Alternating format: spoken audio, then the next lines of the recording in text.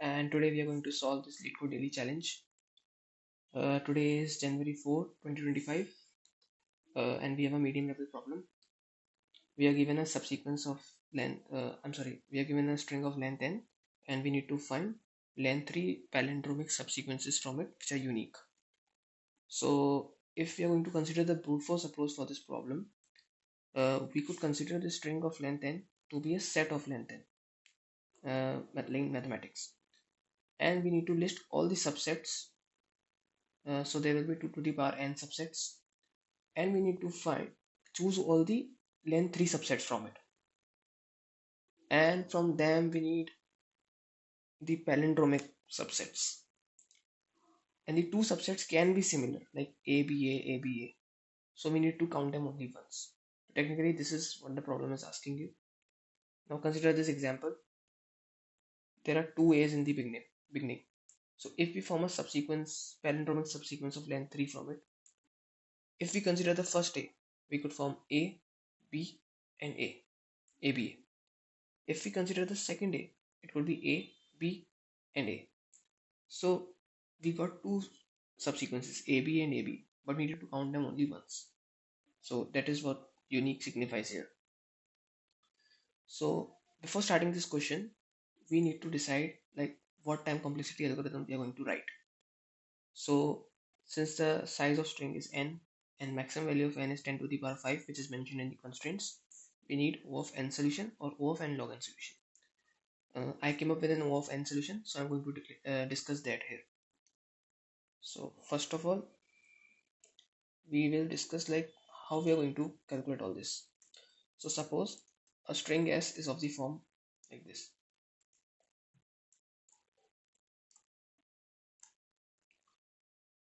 Asterisk represents any character, and a represents the character which we are analyzing. So this means that a subsequence will start with a. So when I'm writing a, it means I'm talking about the subsequence which is going to start with a. Okay. String s can also be of the form like this, and it can also be of the form like in the second case there is only one analyzing character, and in the uh, third point there is no analyzing character. So, and I'm also going to index this a position. This is the first A, this is the second A, this is third A, and this is the fourth A. So A1 and A2 basically are A only, but I'm just mentioned it because it will cause confusion to you all. Now,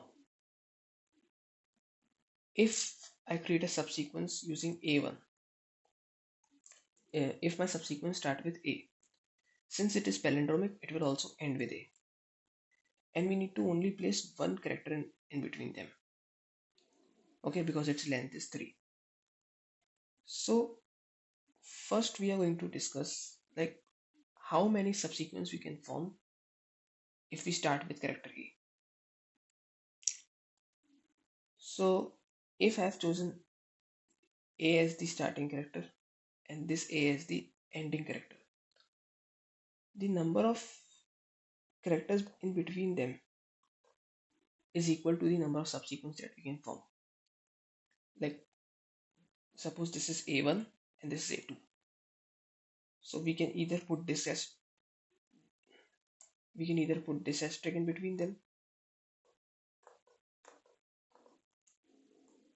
We can either put this asterisk in between them, first asterisk, or the second asterisk, or the third asterisk. So we can form A asterisk A three times. Now what we want to decide is, should we choose A2 as the ending character? We could also choose A3 or A4. Which is better? If I choose A2 as the ending character, then a subsequence can be A1 asterisk A2, which is eventually A asterisk A. If we choose the last character A4 as the ending character, then a substring can be A1 asterisk and A4, which is eventually A asterisk A. In both cases, we form the subsequences, so we will count them 2 times, which we don't want to. We only want unique ones. So I think we shouldn't choose A2 as the ending character. We should choose A4 only. Because if I choose A2, we will count A1 asterisk A2 also, and in future we will also count A1 asterisk A4 also, which is wrong. So we should only choose A4 so that the subsequence is counted only once. So how we are going to choose A1 and A2? Choose the first occurrence of A and the last occurrence of A in the string S for the subsequence. This we know. Okay, so this is the correct thing, which will always choose the unique subsequences for us. Second thing, how we are going to place the middle characters in between them. Since we are choosing A1 to A4, these are the number of ways in which we can form the subsequence. But there can also be one problem. If there are same middle characters, like if there are two B's present in the middle, so a subsequence can be A first B A and A second B A. So here also we are forming AB two times, which is wrong. So we are not interested in how many B's are occurring. We are interested in if B is occurring or not. If B is occurring, we'll count it. If B is not occurring, we won't count it. And with this, we will only have unique subsequences. In the second case, we have a subsequence starting with A, and it is also palindromic, but it is of nth one. In the third case, there is no analyzing character, so we won't have substring. We won't have the subsequence. So we are going to code the solution. You can calculate the length of the string. So first we are going to choose our analyzing character, which can be from A to Z. So this is our analyzing character, and F will store the first occurrence of C in S, and E will store the last occurrence of C in S. And we should declare this infinite also. This is a max value.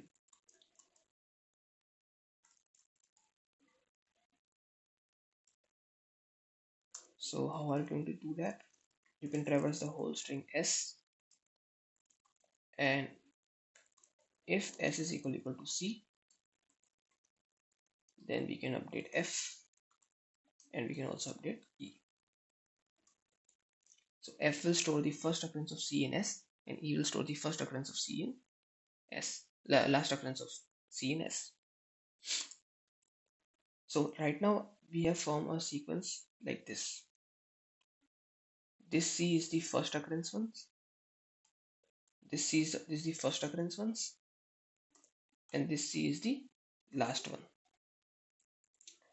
Now we want to choose the middle character. How are we going to choose the middle character?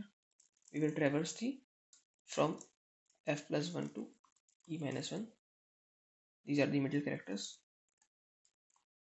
and S of I will represent the middle character here. But we are not interested in the count of those middle characters. We only want to choose the unique ones. If there are two B's which are occurring there, with this loop we will count both of those B's. But we only want to know that if B is present or not. So for that, I am going to declare a vector called state, and its length will be 26 and initial value will be 0. The index of this vector represents character. So if character 0 is present, it means character A. If 1 is present, then it means character B is present. And 2 will represent C. And this expression means that character A is present, is not present. State 0 is equal to 0 means character A is not present. State 0 is equal to 1 means character A is present. So here we will just update the state to 1.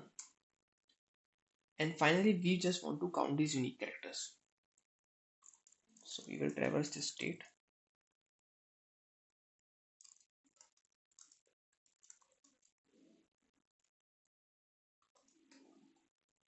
And finally return the answer. I should also initialize the answer variable. So you can see this loop will run O of 1 time because it is only running 26 times. This loop will run O of n times,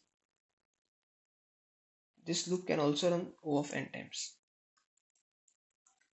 if the analyzing character is the first and the last character of string s, and this loop will run O of one time because it is running only 26 times. So overall time complexity will be 26 into n, which is O of n. Space complexity is also constant because we have created a vector whose size is only 26. You could omit this vector, and instead of that you could use an integer variable and use its bits to mark if the character is present or not. See, integer is 32-bit integer and we only need 26 bits for a requirement is only for 26 bits only. So you could use that as a, it will save space. So now I'll submit the solution. I think it should pass. So thank you for watching this video. I hope you like this solution. You can hit the subscribe button and hit the bell icon as well to receive notifications. Thank you.